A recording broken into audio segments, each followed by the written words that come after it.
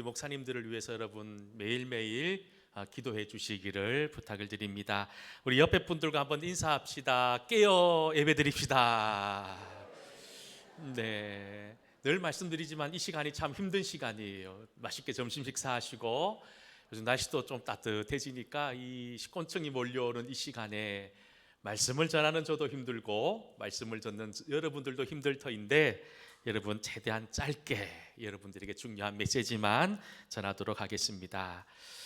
1800년대 서아프리카는 백인들의 무덤으로 잘 알려져 있었습니다. 왜냐하면 수많은 선교사님들이 서아프리카에 예수님의 십자가의 복음, 그 복음을 들고 원주민들에게 복음을 전했는데, 그렇게 서아프리카에 들어갔던 거의 대부분의 선교사님들이 그곳에서 제대로 된 사역을 하지 못한 채 거의 다 순교하는 그런 아픔의 역사들이 있었기 때문이지요. 1833년입니다. 당시 감리교 선교사였던 멜리 콕스 목사님이라고 하는 분이 복음을 전하기 위해서 자진해서 이 서아프리카로 들어가겠다는 거예요. 선교사님 그곳에서 복음을 전하겠다, 그곳에 복음을 들고 가겠다고 하니까 주위에 수많은 사람들이 말리기 시작합니다. 왜냐하면 그 길은 죽음의 길이기 때문이지요. 심지어 젊은 사람들은 이 멜리콕스 선교사님을 바라보면서 비웃으며 이렇게 얘기합니다. 당신이 이 서아프리카로 가기 위해 관도 한 개 준비해서 가는 게 좋을 것 같아. 이런 비아냥거리는 소리를 들으면서 이 멜리콕스 목사님은 이렇게 말을 하고 떠납니다. 내가 만약 이곳에서 순교하거든 내 묘비에 이렇게 적어 주십시오.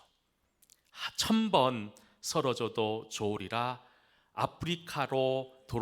아프리카가 돌아온다면, 이런 비문을 적어달라고 했다는 거예요.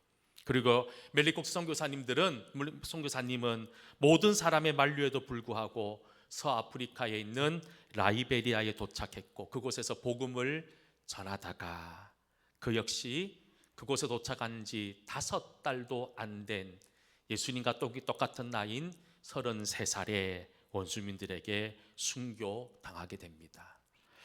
그러나 그의 선교사로서의 사명은 지금도 전 세계 선교 역사에 생생히 남아 있습니다. 왜냐하면 이 선교사님이 순교하신 이후에 이 서아프리카 라이베리아로 떠나기 전에 남겼던 일기가 공개되었기 때문이지요. 그 일기에 이렇게 적혀 있었다고 합니다. 1000번 쓰러져도 좋습니다. 아프리카가 돌아올 수 있다면 죽음은 두렵지 않습니다. 아프리카에 복음이 전해질 수 있다면 절대 포기하지 않을 겁니다. 나는 수천 번 쓰러질지라도 아프리카에 복음이 들어가고 그들이 구원받을 수 있다면 감사할 뿐입니다. 이 글이 여러분 마치 유언처럼 내가 이곳을 떠나면 이제 죽을 것이라는 것을 뻔히 알고 있는 사람처럼 마지막 일기로 남겼다는 거예요. 그런데 어디 이렇게 멜리콕스 선교사님만 그러하셨겠습니까? 이 대한민국에 복음을 전하기 위해 들어왔던 수많은 선교사님들 또한 죽음을 초월해서 내가 이 땅 가운데 죽을지라도 이 조선 땅에 주의 복음이 전해지기를 소망하는 그 간절한 마음을 가지고 이 땅에 복음을 전했고, 140년이 지난 지금 이 땅에는 수많은 교회와 믿는 사람들이 이 땅에 존재하는 거예요. 이처럼 한 사람의 죽음의 열매로, 한 사람의 순교로 말미암아 지금 서아프리카는 수많은 믿음의 사람들이 주님께 나와 예배하며 주님을 찬송하는 그런 기적들이 일어나고 있다는 거예요. 수많은 믿음의 사람들, 지나온 삶들을 돌아보면 죽음을 초월한 삶을 살았음을 우리는 알 수 있습니다. 여러분, 우리는 언제나 나도 좀 자유로워지기를 소망합니다. 어떤 삶이든지 좀 자유롭기를 원하는데, 여러분 진짜 자유로우려면 어떻게 하면 되는 줄 아십니까? 예전에 참 유명했던 책 제목 중에 내려놓음이라는 제목의 책이 있었습니다. 말 그대로 우리가 가지고 있는, 내가 붙들고 있는 이것들을 내려놓는 순간에 우리는 지금까지 누리지 못했던 진정한 자유를 누릴 수 있다는 거예요.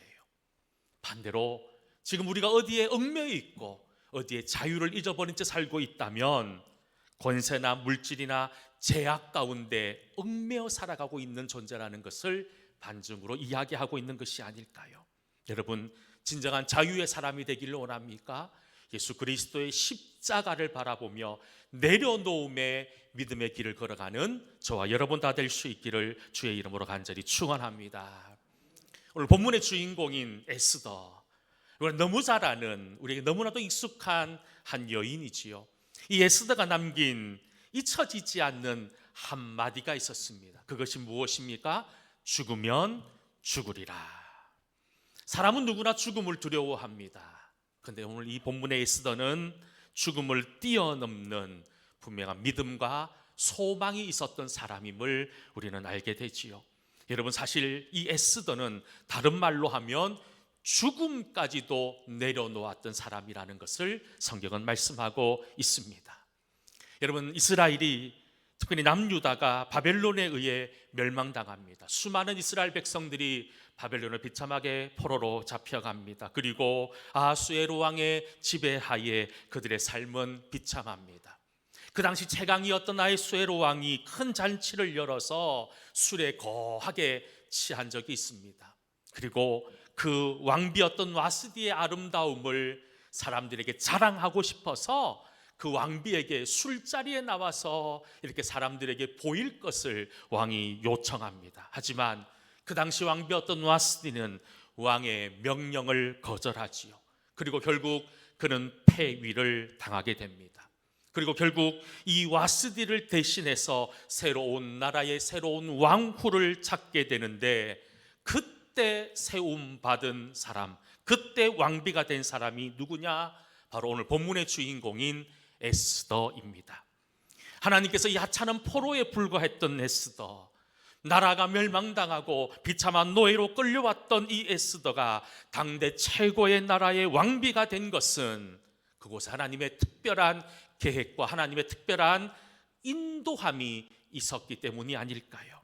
그것은 바로 어려움과 고난 가운데 처해 있는 이스라엘 민족을 구원하기 위한 하나님의 뜻이 이 에스더를 왕비로 세운 하나님의 이유였다는 거예요. 에스더는 어떤 사람입니까? 일찍 부모님을 여인 고아였어요. 여러분, 철천지 고아였지만 그의 삼촌인 모르드게의 사랑을 받으며 그는 성장하게 됩니다. 모르드게는 그 에스더를 자기의 딸처럼 양육하며 보호합니다. 특별히 에스더서 2장 7절의 말씀에 보면 이렇게 분명히 기록되어져 있어요. 우리 같이 에스더 2장 7절 말씀을 함께 읽어보겠습니다. 그의 삼촌의 딸 하마샤 곧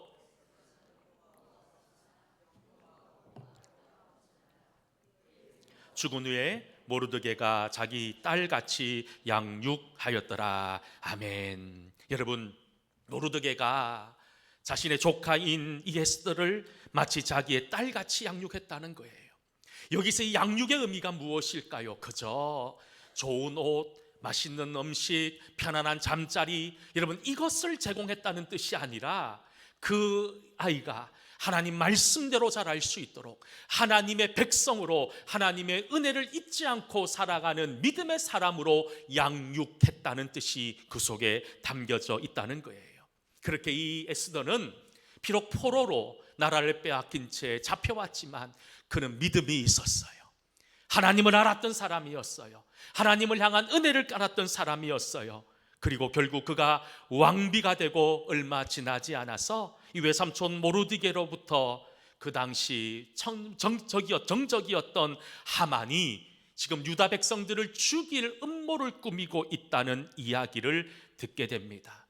여러분, 이때 에스더는 하나님께서 왜 보잘것없는 나를 이 나라의 왕비로 세웠는지 비로소 깨닫게 되었다는 거예요. 그 깨달음이 무엇입니까?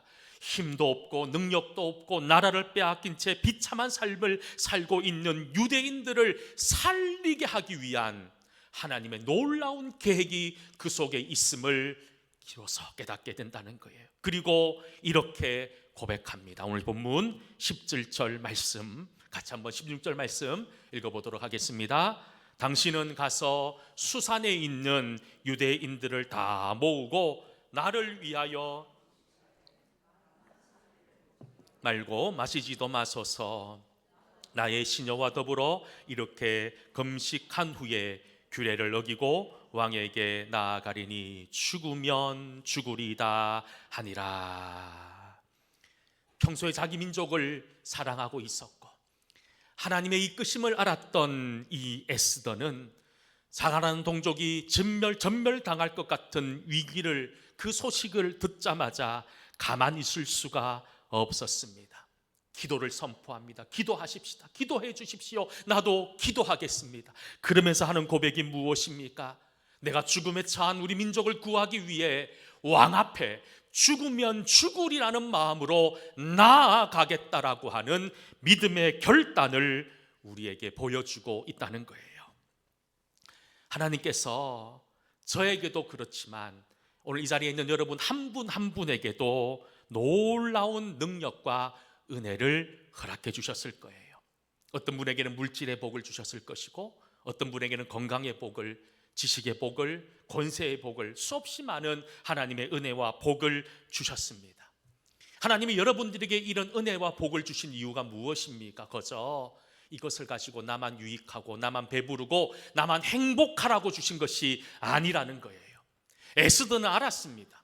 하나님이 나를 왕비로 세운 것은 나를 통해서 그저 나 혼자 잘 먹고 잘 살고 나 혼자 권세 누리며 살게 하기 위함이 아니라 이것을 통해서 또 다른 하나님의 방법, 하나님의 뜻을 이루어 나가기를 깨달았던 것처럼 오늘 이 시간 예배드리는 여러분들에게 있는 그것으로 나의 유익이 아니라 하나님의 은혜를 구하며 하나님의 사명을 감당할 수 있는 귀한 도구로 사용되어져야 되지 않을까요? 여러분, 그것이 바로 내려놓음의 의미라는 거예요. 내가 가지고 있는 것들을 하나 둘씩 누구 앞에 내려놓아야 합니까? 하나님 앞에 내려놓고 그것을 통해서 하나님의 영광을 위하여 우리가 달려갈 때 그 속에 하나님의 크신 은혜가 임할 수 있게 된다는 거예요. 오늘 말씀에 보면 삼촌 모르드게의 이야기를 들었던 에스더가 자신은 물론 모든 수산성 안에 거주하는 모든 유대인들에게 제발 기도하십시다 요청합니다. 3일이라도 금식하며 기도하자라고 요청하고 있어요. 우리 16절 말씀 다시 한 번 더 읽어봅시다. 16절 말씀입니다. 당신은 가서 수산에 있는 유대인들을 다 모으고 나를 위하여 금식하되 밤낮 3일을 먹지도 말고 마시지도 마소서. 나도 나의 시녀와 더불어 이렇게 금식한 후에 규례를 어기고 왕에게 나아가리니 죽으면 죽으리이다 하니라. 여러분, 에스더는 기도의 사람이었어요. 자기만 기도했던 것이 아니라 함께 기도하자는 거예요. 이 죽음의 문제, 이 정말로 급박한 문제를 놓고 함께 기도하자는 거예요. 함께 금식하자는 거예요. 금식의 기도가 무엇입니까? 인간의 가장 기본적인 본능인 이 식욕까지 포기하고 나의 욕망을 포기하고 전적으로 하나님께 의지하며 매달리는 것이 금식의 기도인 것처럼 여러분, 지금 에스더는 주님 앞에 죽음을 각오하며 기도합니다. 주여, 주여 나의 기도를 들어주십시오. 그 간절함으로 오늘 16절 마지막 말씀에 보면 금식한 후에 규례를 어기고 왕에게 나아갔다고 말씀합니다. 요즘도 그렇지만 모든 지도자들 주위는 경호가 철저합니다. 무장한 경호원들이 왕의 신변을 보호하기 위해서 여러분 철동같이 지키고 있습니다. 당시에도 마찬가지입니다. 어떤 왕이 허락하지 않는 사람이라면 왕비라도 왕에게 접근하는 순간 그 경비원들에게, 그 경호원들에게 단칼에 목이 날아가도 아무 책임도 묻지 않는 그런 상황이었던 거예요. 지금 에스더는 왕을 만나지 못한 지 벌써 한 달이 다 되어 갑니다. 그리고 지금 에스더는 자기의 문제, 자기 민족의 문제를 가지고 왕이 부르지도 않았음에도 불구하고 죽으면 죽으리라고 하는 그 믿음을 가지고 왕에게 찾아갑니다. 왕에게 찾아갑니다. 여러분들은 지금 기도하십니까? 늘 제가 강단에서 여러분들에게 질문하는 물음입니다. 여러분들은 얼마나 기도하십니까? 정말로 기도 아니면, 여러분 기도 아니면 우리가 살 수 없음에도 불구하고 죄송하지만 많은 성도들이 기도한다고는 하지만 기도하지 않아요. 많은 성도들이 하는 대표적인 거짓말 중에 하나가 내가 당신을 위하여 기도합니다라는 말 아닐까요? 입으로는 당신을 위해 기도합니다, 이 나라와 민족을 위해 기도합니다, 교회를 위해 기도한다고 하지만 기도하지 않잖아요. 기도하지 않잖아요. 이게 우리 성도의 실존이라는 거예요. 이게 성도의 민낯이라는 거예요. 여러분, 우리는 가서 내 인생의 위기와 내 인생의 고난이 찾아왔을 때만 기도하는 것이 아니라 평소 때 기도해야 되는 거예요. 평소 때 하나님 앞에 기도하고 길을 묻고 답을 얻기 위해 매달리는 것이 성도의 모습 아닐까요? 여러분, 특별히 에스더는 모든 백성들, 모든 유대인들에게 함께 기도하자고 요청합니다. 저도 오늘 이 시간 여러분들에게 함께 기도하자고 요청드립니다. 이 나라와 민족을 위해서 기도해 주십시오. 우리 동성교회를 위해서 기도해 주십시오. 그리고 연약한 질병과 육체의 아픔 가운데 있는 성도들의 치유와 회복을 위해서 말만 기도한다고 하지 마시고 진짜 우리 모든 성도들이 한 마음으로 기도하는 은혜가 있기를 축복합니다. 그때 어떤 역사가 일어나는 줄 아십니까? 마태복음 18장 19절에 이렇게 기록되어져 있어요. 우리 같이 한번 마태복음 18장 19절 말씀 읽습니다. 시작. 진실로 다시 너희에게 이르노니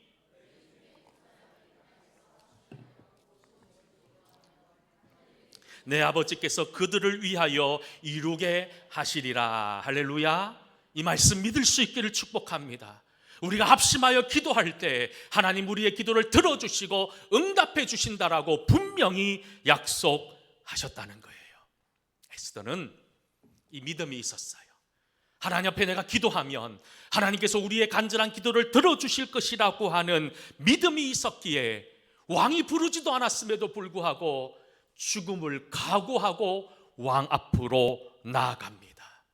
에스더라고 무섭지 않았을까요? 에스더라고 왕비라고 보장되는 삶이 아니었어요. 앞에서도 말씀드렸잖아요.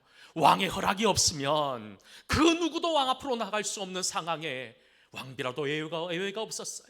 그 또한 단칼에 목이 날아갈 수 있는 그런 절대절명의 공포의 마음을 가지고, 하지만 그는 죽음까지도 초월했던, 무슨 말입니까? 죽음을 내려놓으니 죽음 앞에서 자유로울 수 있었던 거예요. 죽지 않으려고 하면 죽음을 경험합니다. 하지만 죽으려고 하면 죽음을 초월하는 것이 성경의 말씀이라는 거예요. 에스더는 분명한 믿음이 있었습니다. 3일 동안 기도했습니다. 온 이스라엘 백성들이 합심하여 기도했습니다. 하나님 응답해 주실 것이라는 믿음. 에스더가 담대히 왕 앞에 나아갑니다. 보통 같았으면 에스더의 목은 이미 날아갔어야 되지요. 그런데 왕이 에스더를 반갑게 맞이하며 사는 얘기가 뭔 줄 아십니까? 그대여, 그대의 소원이 무엇이냐? 그대가 요구하는 것이라면 이 나라의 절반까지 내가 떼어 주겠다라고 하는 말을 듣게 된다는 거예요. 여러분, 이런 일이 일어날 수 있습니까? 왕의 허락도 받지 않고 죽을 수 있는 극박한 상황에서 왕의 환대를 받는 것도 감사한데 내가 요구하는 것이 무엇이든지 들어주겠다는 거예요. 이 나라의 절반이라도 내게 달라 하면 내가 주겠다는 왕의 마음이 움직여진 겁니다. 여러분, 이게 기도의 능력인 거예요. 이게 기도의 힘인 거예요. 많은 성도들이 기도의 힘과 기도의 능력을 잊어버린 채 살고 있지는 않습니까? 우리 삶이 왜 자꾸 이렇게 쪼그라드는 줄 아십니까? 우리의 삶이, 우리의 일상의 삶이 왜 이렇게 소망 없이 계속 이렇게 절망과 좌절 가운데 넘어지는 줄 아십니까? 우리 속에 기도의 힘을, 기도의 능력을 잃었기 때문 아닐까요? 다시 한 번 더 잃어버린 기도의 능력을 회복하시기를 주의 이름으로 축복합니다. 왕이 말합니다. 내 소원이 무엇이냐? 내가 요구하는 것이라면 내가 다 들어줄 것이고 나라의 절반이라도 달라면 주겠다라고 얘기하는 왕에게 에스더는 이렇게 대답합니다. 침착하게, 에스더서 7장 3절 4절 말씀 같이 한번 이 말씀 읽어보겠습니다. 왕후 에스더가 대답하여 이르되 왕이여, 내가 만일 왕의 목전에서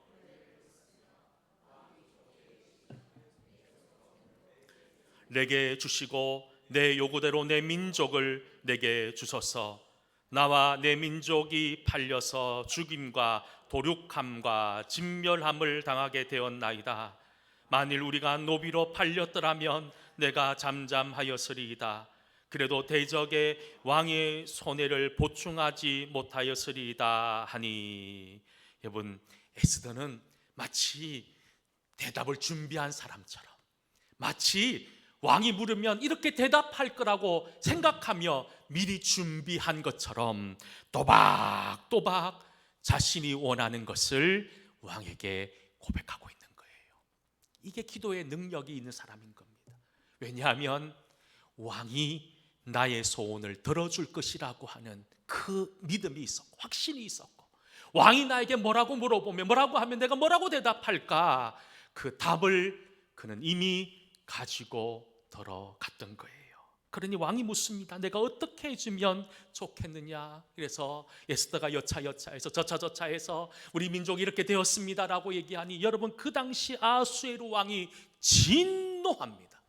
어찌 이런 일이 있을 수 있느냐. 진노하면서 에스더와 그의 민족을 해하려고 했던 하만의 음모를 이 왕이 막아줬다는 거예요. 여러분, 왕이 막은 것이 아니지요. 아수에로 왕이 막은 것이 아니라 하나님이 막아주신 것이지요. 이처럼 하나님은, 하나님의 역사하는 방법은 우리의 생각과 상상을 뛰어넘고 초월하시는 분이라는 거예요. 그저 내가 알고 있는 상식과 경험 속에 매달려 있는, 함몰되어져 있는 하나님이 아니라 내가 상상하지 못했던 놀라운 기적을 베풀어 주시는 분이 하나님 아닙니까? 여러분, 자꾸 하나님을 내 생각 속에 묻지 마시기 바랍니다. 가둬놓지 않기를 원합니다. 하나님이 하시고자 하면 능치 못할 일이 없다는 거예요. 그 결과가 어떻게 됩니까? 이제 진멸의, 전멸의 위기 가운데 있었던 유다 민족이 구원을 받게 된다는 거예요. 그리고 이스라엘 백성들을 몰아내고 높은 자리로 올라가려고 원했던 이 하만은 이 아수에로 왕에 의해서 비참한 최후를 맞이하게 된다는 거예요. 이스라엘 백성들에게는 많은 절기들이 있습니다. 특별히 이스라엘 백성들이 지키는 부림절이라고 하는 절기가 있어요. 제가 이스라엘에 있으면서 이스라엘의 많은 절기들을 경험했지만 이 부림절은 매우 독특한 어떤 그런 세레모니를 합니다. 어떤 세레모니를 하냐면, 그 당시 이 부림절이 되면 이스라엘 백성들은 이 하만의 기, 사람의 기, 이 기를 닮은 빵을 만들어서 이 빵을 함께 나눠 먹어요. 그래서 사람들과 함께 길거리에 나온 사람들에게 축제를 하면서 이 하만의 기, 이 빵, 기 모양처럼 생긴 빵을 나누어 먹으면서 하만의 괴락으로부터 하나님이 우리를 지켜주셨습니다, 그렇게 이 상징적인 하만의 기, 이 빵을 나누면서 함께 축하하는 절기를 지금도 지키고 있다는 거예요. 여러분, 이 절기를 지키면서 유대인들은 이 하만의 기라고 하는 이 상징적인 빵을 먹으면서 무엇을 생각했을까요? 하나님이 우리를 사랑하시는구나, 우리가 기도할 때 하나님이 응답해 주시구나. 여러분, 이것이 이 부림절의 의미가 아닐까요? 여러분, 지금 우리는 사순절 기간을 보내고 있습니다. 그 어떤 절기보다 긴 절기예요. 사실 저도 힘들어요. 사순절 시작하자마자 성경 통독 특별 새벽 기도회 하고 있죠. 다음 주 이제 주일 되면 다음 주 주일까지 우리가 성경 통독을 하고, 그 다음 주 월요일부터 토요일까지 특별 새벽 기도 이제 말씀 전하고 또 함께 특성하고 기도하고 예배하는 그 특별 새벽 기도로 이어지는 시간, 여러분 주일 빼고 40일입니다. 약 50일 가까운 시간 동안 여러분, 제가 2월 달에 대신방했지요. 3, 4월 이 특별 새벽 기도 계속 이어지죠. 와, 너무너무 힘든 거예요. 너무너무 힘들 거예요. 저 집사람한테 내 힘들다 하니까 쫙 꼴쳐보면서 그런 말 하지 말라는 거예요. 은혜 받는데 힘들다고 얘기하면 어떻게 되냐는 거예요. 그렇지만 여러분, 이 사순절 기간을 보내면서 우리가 정말로 잊지 말아야 될 것이 있습니다. 이 기간을 통해서 우리는 기도를 회복할 수 있어야 되는 거예요. 기도하는 우리의 삶의 모습이 치유되고 회복되어지기를 저는 소망하면서 사순절 성경 통독 특별 새벽 기도를 하고 있어요. 마치 이것이 나와는 아무 상관없는 것처럼 아무것도 나오지 않은 분들도 계십니다. 죄송하지만 뒤에 출석부가 있습니다. 출석부 보면 제가 마음이 아파요. 왜 마음이 아프냐면 이분은 나오셔야 되는데, 이분은 나오셔야 되는데, 이 마음이 여러분 하나님의 마음인 거예요. 기도해야 되는데 지금 이렇게 누워 자고 있을 때가 아니라 나와서 기도해야 되는데 잠들어 있는 영혼을 바라보며 하나님 마음 아파하신다는 거예요. 마음 아파하신다는 거예요. 저는 여러분들이 잃어버린 기도의 은혜를 회복하고 또 무엇보다도 기도의 능력을 회복할 수 있기를 축복합니다. 이게 우리 성도가 사는 삶의 방법이라는 거예요. 우리는 다른 것으로 사는 게 아니라 기도로 사는 사람입니다. 오늘 함께 예배드린 모든 성도 여러분, 잃어버린 기도의 시간들, 기도의 능력을 회복하셔서 하나님 앞에 늘 가까이 나가는, 조금씩 가까이 나아가서 하나님 앞에 기쁨의 사람으로 세워지는 저와 여러분 모두 다 될 수 있기를 주의 이름으로 간절히 축원합니다. 우리 함께 찬양 드렸으면 좋겠습니다. 오직 주의 사랑에 매여 찬양합시다.